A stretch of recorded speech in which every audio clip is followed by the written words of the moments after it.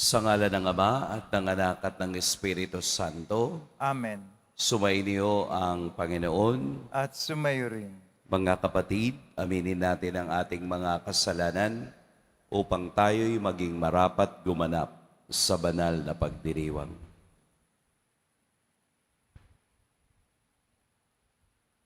Tayo pong lahat, inaamin ko sa makapangyarihang Diyos at sa inyo mga kapatid, na lubha akong nagkasala sa isip, sa salita, sa gawa, at sa aking pagkukulang.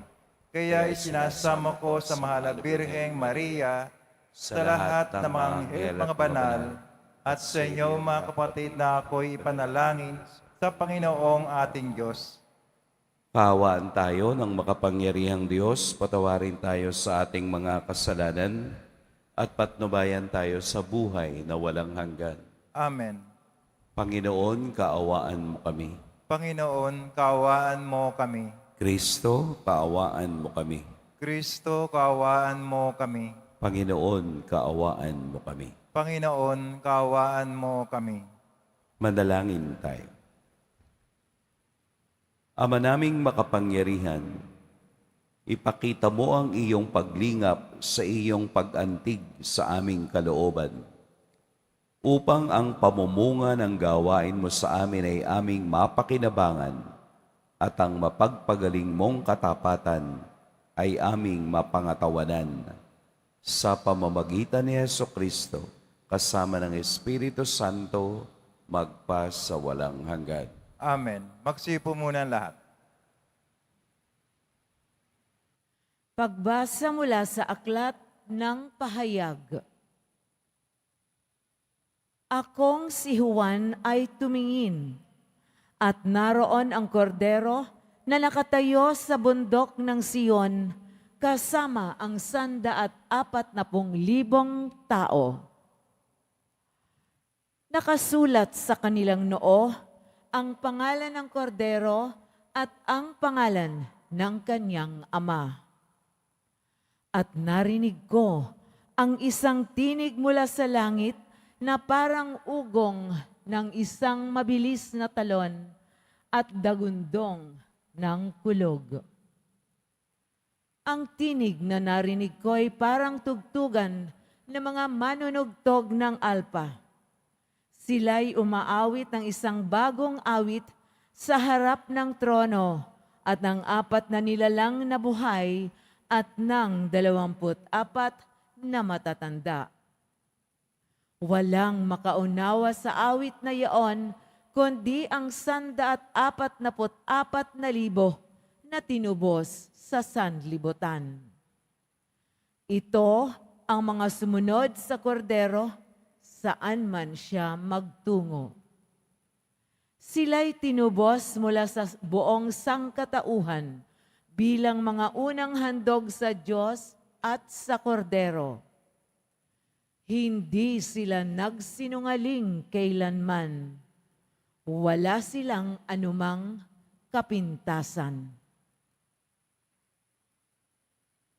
Ang salita ng Diyos. Salamat sa Diyos. Panginoon, ang bayan mo ay dumudulog sa iyo. Panginoon, ang bayan mo ay dumudulog sa iyo. Ang buong daigdig, lahat ng naroon, may-ari ang Diyos, ating Panginoon. Ang mundo'y nakatayo at yaong sandigay, ilalim ng lupa, tubig kalaliman. Panginoon, ang bayan mo ay dumudulog sa iyo. Sino ang marapat umahon sa burol? Sa burol ng poon, sino ngang aahon? Sinong papayagang pumasok sa templo? Sinong tutulutang pumasok na tao? Siya na malinis ang isip at buhay, na hindi sumamba sa Diyos-Diyosan, tapat sa pangako na binibitiwan. Panginoon, ang bayan mo ay dumudulog sa iyo. Ang Panginoong Diyos, pagpapalain siya, ililigtas siya at pawawalang sala. Gayon ang sino mang lumalapit sa Diyos, silang lumalapit sa Diyos ni Jacob. Panginoon, ang bayan mo ay dumudulog sa iyo. Tumayo na po ang lahat.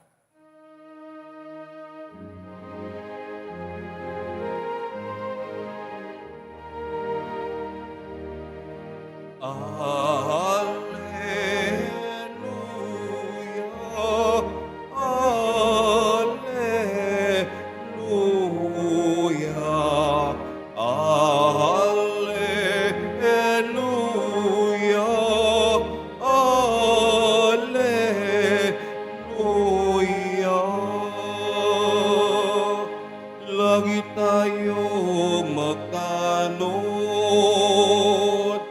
sa pagbabalik ni Jesus.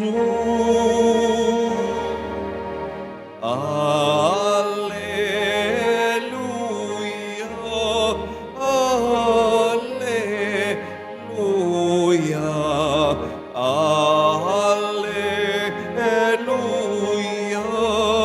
alleluia.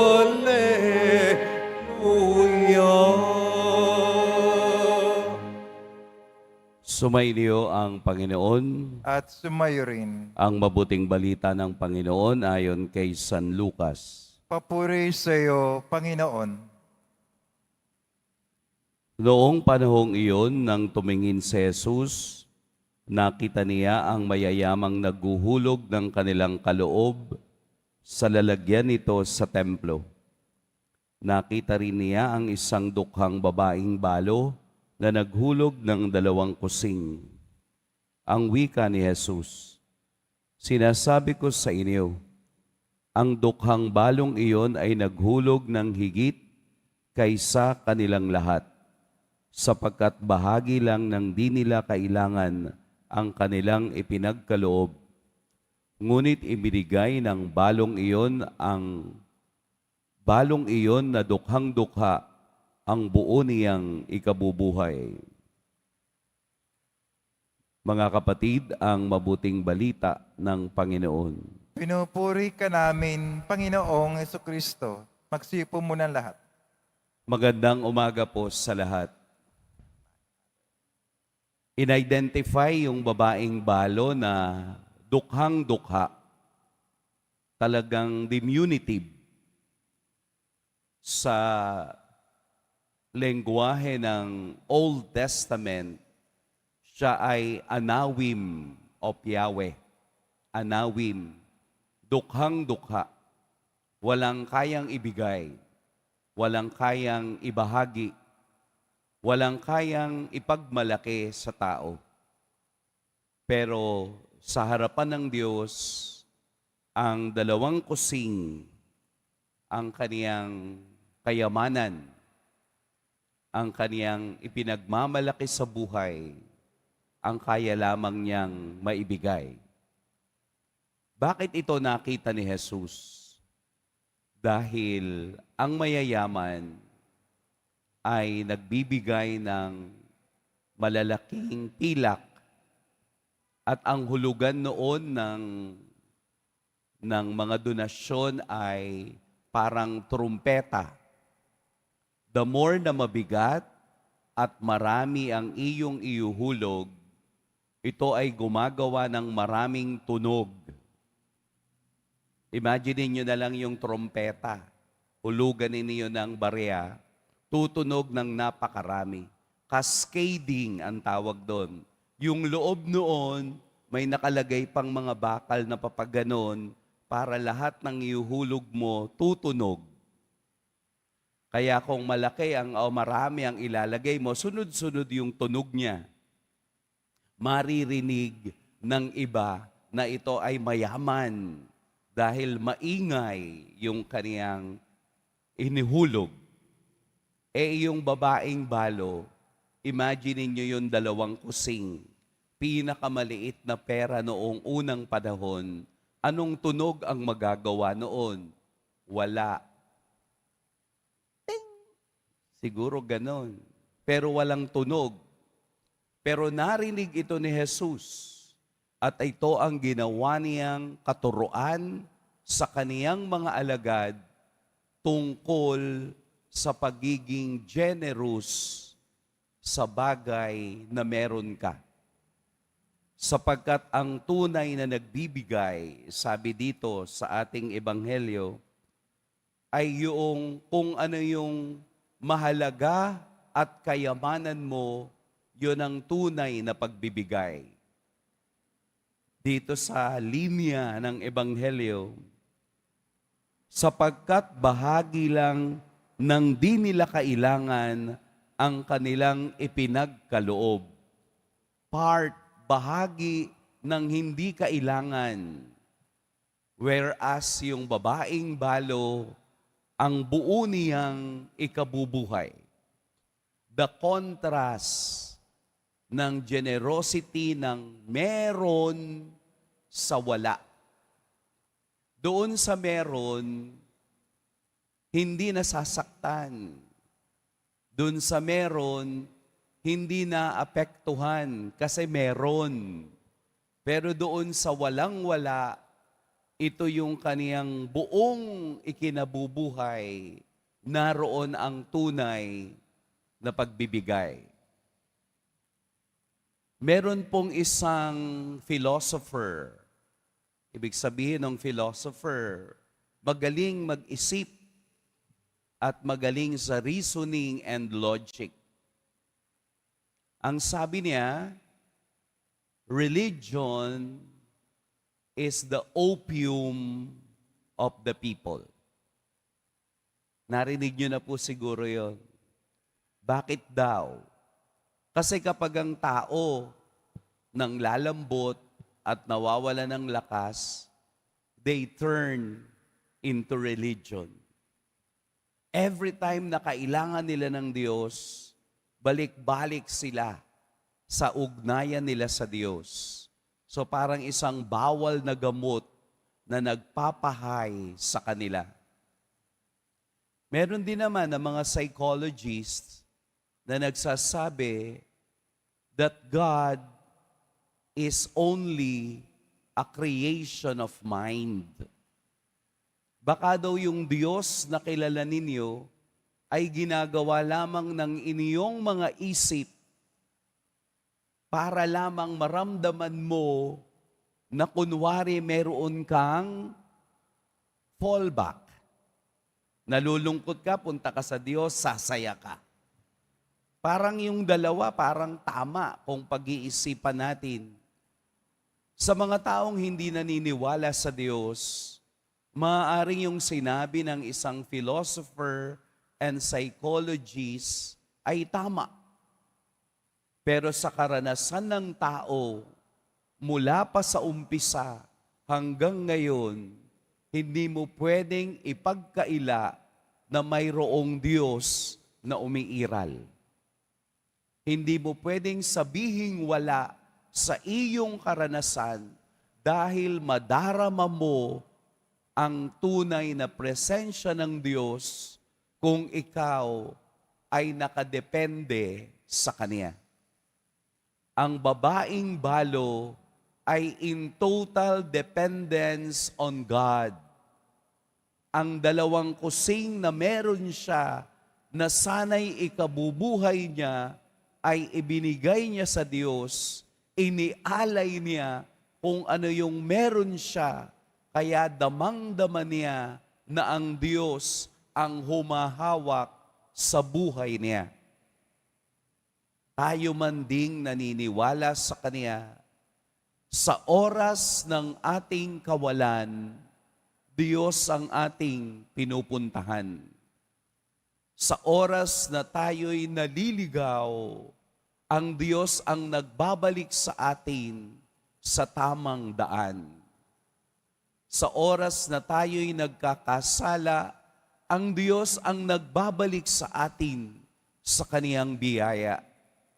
Sa oras na tayo'y nalilito, ang Diyos ang naglalakbay kasama natin upang tayo'y mapunta sa tamang desisyon. Ang total dependence on God ay napakaliit na bagay kung ating titingnan. Dahil lahat naman ng bagay ay nag-uumpisa sa maliit. Katulad ng babaeng balo, ang kaniyang dependence on God ay nag-umpisa sa 2 bariyang kaniyang ibinigay at inalay sa Diyos. Huwag mangarap agad ng malaki. Mag-umpisa sa maliit at dahan-dahan lalaki ito kung kasama natin ang Diyos sa pangarap na iyan. Huwag nating hayaang tanggalin sa ating kaisipan ng ating karanasan ang kayabangan ng bagay na hindi natin kailangan. Ang Diyos at wala ng iba ang ating sandigan at ang ating kaligtasan. Ang Diyos ang pinaka-generous sa lahat. Sa kabila ng ating pagbagsak, naroon siya, tinutulungan tayong bumangon at mag-umpisang muli sa paglalakbay. Huwag nating tinan ng Diyos na malayo sa atin. Sa maliit na bagay, naroroon ang Diyos at kasama natin sa paglalakbay. Kung nararamdaman mong babagsak ka na, hold on to God dahil siya lang naman talaga ang takbuhan ng taong nangangailangan. Makinig lang sa Diyos. Magdasal lang sa Diyos. Kumapit lang sa Diyos. Mag-iingat po kayo ngayong araw. Pagpalain tayo ng poong may kapal. Tumayo na po ang lahat.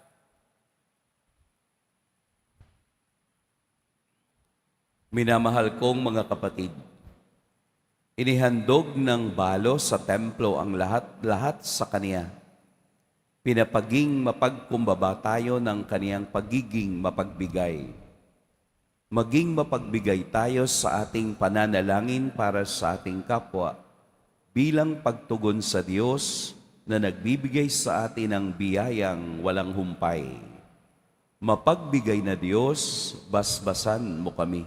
Mapagbigay na Diyos, basbasan mo kami. Bilang simbahan, maging mapagbigay tayo ng sapat upang magbahagi tayo hindi lamang mula sa ating kasaganaan, kundi mula rin sa ating kasalatan. Manalangin tayo. Mapagbigay na Diyos, basbasan mo kami. Ang mga lingkod bayan, naway maging malaya sa kasakiman at pagmamalabis sa kapangyarihan. Manalangin tayo. Mapagbigay na Diyos, basbasan mo kami. Ang mga balo, mga solong magulang at mga ulila, naway umudlad sa kabanalan at mabasbasan ng pag-ibig ng Diyos. Manalangin tayo. Mapagbigay na Diyos, basbasan mo kami. Ang mga may sakit, naway maibahagi ang kanilang pagdurusa sa pagpapakasakit ni Kristo. Manalangin tayo. Mapagbigay na Diyos, basbasan mo kami. Ang ating mga yumaong kamag-anak at mga kaibigan, naway tanggapin sa walang hanggang tahanan ng Diyos. Manalangin tayo. Mapagbigay na Diyos, basbasan mo kami.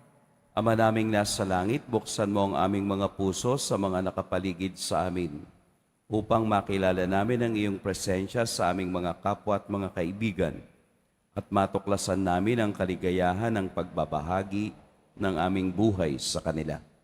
Hinihiling namin ito sa pamamagitan ni Kristong aming Panginoon. Amen. Magsipo muna lahat.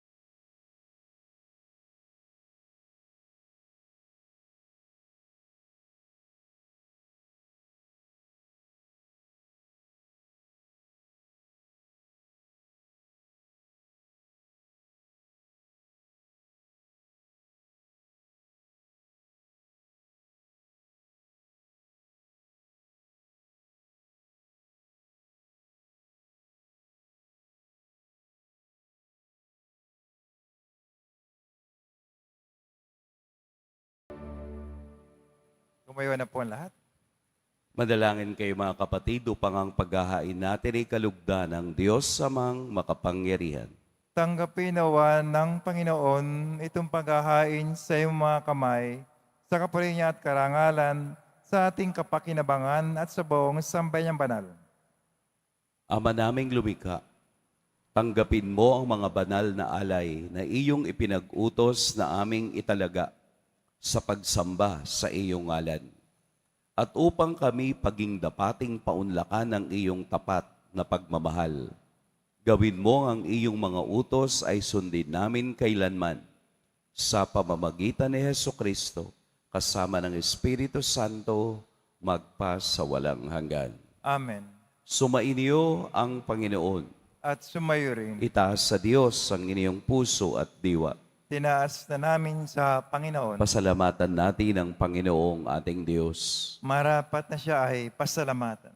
Ama naming makapangyarihan, tunay ngang marapat na ikaw ay aming pasalamatan.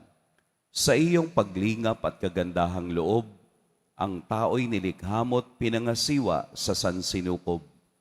Sa hangad mong siya'y iwastong lubos, siya'y pinagdusa mo sa kaniyang pagtalikod.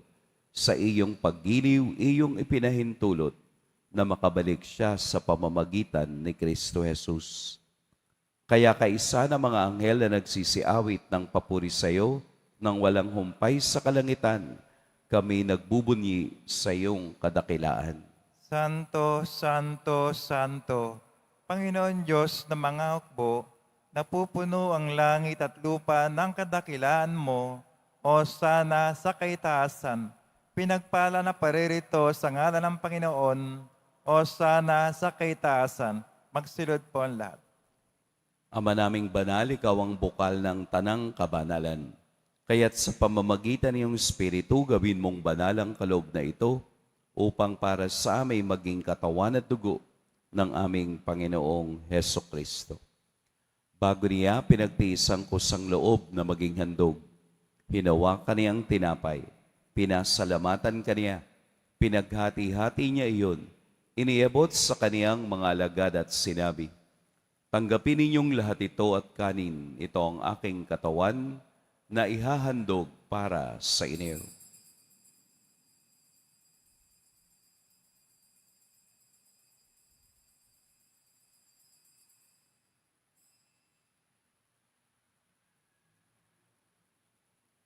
Gayun din naman, noong matapos ang hapunan, hinawakan niya ang kalis, muli kaniyang pinasalamatan, inabot niya ang kalis sa kaniyang mga alagad at sinabi, tanggapin ninyong lahat ito at inumin, ito ang kalis ng aking dugo. Nang bago at walang hanggang tipan, ang aking dugo na ibubuhos para sa inyo at para sa lahat, sa ikapagpapatawad ng mga kasalanan. Gawin ninyo ito sa pag-alala sa akin.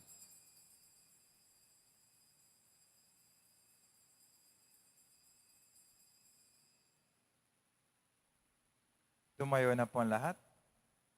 Ipagbuni natin ang misteryo ng pananampalataya. Si Kristo'y namatay, si Kristo'y nabuhay, Kristo'y babalik sa wakas ng panahon. Ama, ginagawa namin ngayon ang pag-alala sa pagkamatay at muling pagkabuhay ng iyong anak. Kaya't iniaalay namin sa iyo ang tinapay na nagbibigay buhay at ang kalis na nagkakaloob ng kaligtasan. Kami nagpapasalamat dahil kami iyong minarapat na tumayo sa harap mo para maglingkod sa iyo. Isinasamo namin kaming magsasalo-salo sa katawan at dugo ni Kristo ay mabuklod sa pagkakaisa sa pamamagitan ng Espiritu Santo. Ama, lingapin mo ang iyong simbahang laganap sa buong daigdig. Puspusin mo kami sa pag-ibig kay Sanay Francisco na aming Papa at ni Jose na aming obispo at ng tanang kaparian.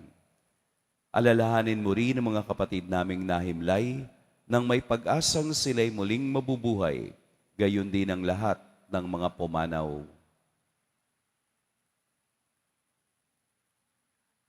Kaawaan mo sila at patuloyin sa iyong kaliwanagan. Kaawaan mo at pagindapating kaming lahat na makasalo sa iyong buhay na walang wakas. Kaisa ng mahal na Birheng Maria na ina ng Diyos, ng kabiyak ng puso niyang si San Jose, kaisa ng mga apostol ni San Juan Bautista, at ng lahat ng mga banal na namuhay dito sa daigdig ng kalugod-lugod sa iyo, maipagdiwang nawa namin ang pagpupuri sa ikararangal mo sa pamamagitan ng iyong anak na aming Panginoong Heso Kristo. Sa pamamagitan ni Kristo, kasama niya at sa Kanya, ang lahat ng parangal at papuri sa iyo, Diyos, Amang makapangyarihan, kasama ng Espiritu Santo, magpa sa walang hanggan. Amen. Sa tagubilin ng nakagagaling na utos at sa turo ni Jesus na Panginoon natin at Diyos, ipahayag natin ng lakas loob. Ama namin, sumasalangit ka. Sambahin ang ngalan mo, mapasa amin ang kaharian mo, sundin ang loob mo dito sa lupa para nang sa langit. Bigyan mo kami ngayon ng aming kakanin sa araw-araw, at patawarin mo kami sa aming mga sala, para na pakapatawad namin sa nagkakasala sa amin, at huwag kami pahintulot sa tukso, iadya mo kami sa lahat ng masama. Hinihiling namin kami iadya sa lahat ng masama. Pagkalooban ng kapayapaan araw-araw, iligtas sa kasalanan at ilayo sa lahat ng kapahamakan. Samantalang aming pinananabikan ang dakilang araw ng pagpapahayag ng tagapagligtas naming si Heso Kristo.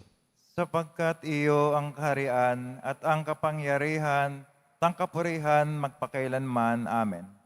Panginoong Jesucristo, sinabi mo sa iyong mga apostol, kapayapaan ang iniiwan ko sa inyo, ang aking kapayapaan ang ibinibigay ko sa inyo.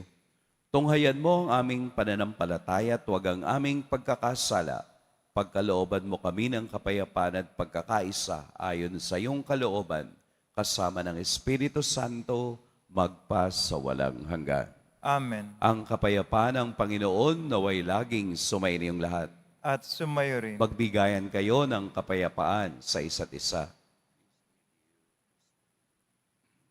Kordero ng Diyos na nagalis ng mga kasalanan ng sanlibutan, maawa ka sa amin. Kordero ng Diyos na nagalis ng mga kasalanan ng sanlibutan, maawa ka sa amin. Kordero ng Diyos na nagalis ng mga kasalanan ng sanlibutan, ipagkaloob mo sa amin ang kapayapaan. Magsilod po ang lahat. Narito si Jesus ang ating walang hanggang sandigan. Ito ang kordero ng Diyos. Ito ang nag-aalis sa mga kasalanan ng sanlibutan. Mapapalad ang inaanyayahan sa kaniyang piging. Panginoon, hindi ako karapat-dapat na magpatuloy sa iyo, ngunit sa isang salita mo lamang ay gagaling na ako.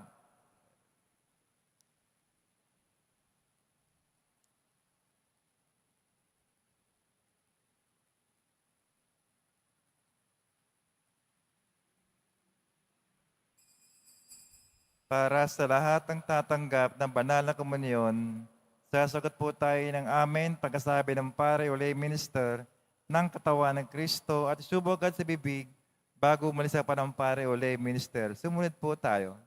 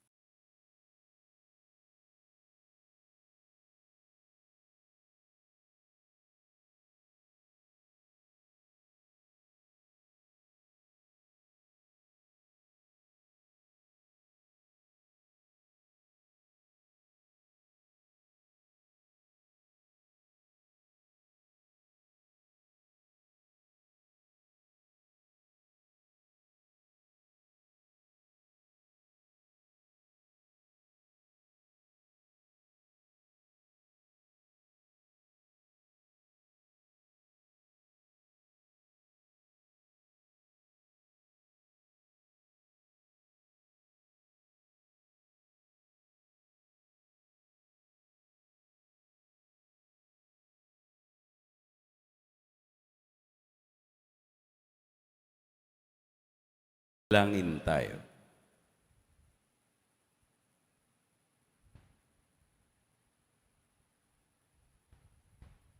Ama naming mapagmahal, kaming pinagkaluban mo ng pagsasalo sa iyong kagalakan ay lagi nawang lumingon sa pinanggalingan nitong banal na pakikinabang upang kami huwag mawalay sa iyo na aming hantungan.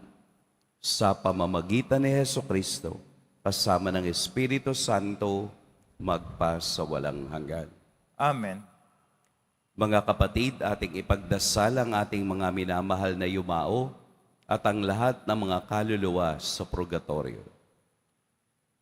Panginoon naming Diyos, Ama namin, Ikaw po ang dahilan ng aming pagsilang. Sa iyo galing ang aming hiram na buhay. Buong kababaang loob po kaming nananalangin at kami nagmamakaawang kalugdan mo po ang mga kaluluwa na mga pumanaw na sa mundong ito. Sila naway magkamit ng buhay sa iyong piling. Alisin mo ang anumang mga karumihan ng kasalanan upang sila ay maging marapat sa iyong walang hanggang kalinisan. Iahon mo sila mula sa purgatorio at bigyan ng puwang sa iyong kaharian sa langit.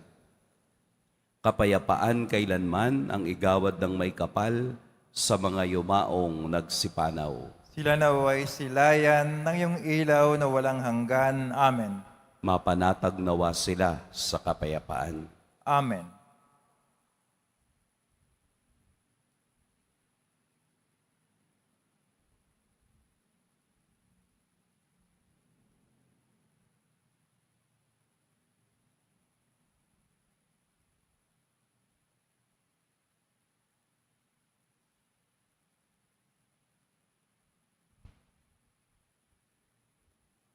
Sumainyo ang Panginoon. At sumayo rin.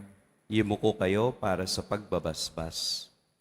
Mahal na poong Jesus Nazareno, inihayag mo sa pamamagitan ng krus ang walang maliw na pag-ibig ng Diyos sa sangkatauhan.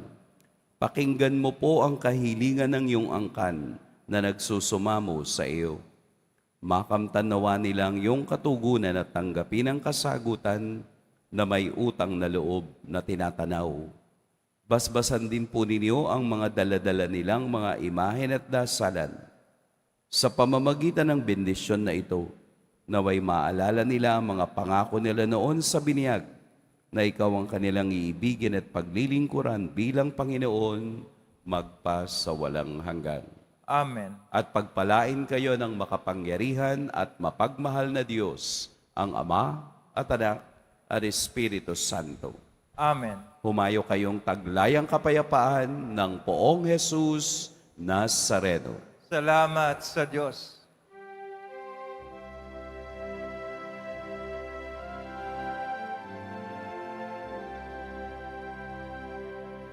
Nuestro Padre Jesús Nazareno, sinasamba ka namin, pinipinto ka namin, aral mo ang aming buhay at kaligtasan. Nuestro Padre Jesús Nazareno, iligtas mo kami sa kasalanan. Ang krus mong kinamatayan ay sagisag ng aming kaligtasan. Nuestro Padre Jesus Nazareno, dinarangal ka na amin. Nuestro Padre Jesus Nazareno, dinulwalhati ka namin. Nuestro Padre Jesus Nazareno, dinarangal ka na amin. Nuestro Padre Jesus Nazareno, dinulwalhati ka namin.